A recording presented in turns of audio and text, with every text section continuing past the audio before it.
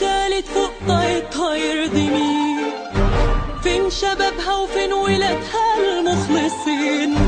مصر شالت فوق طايتها يرضي مين؟ فين شبابها وفين ولادها المخلصين؟ يا مصريين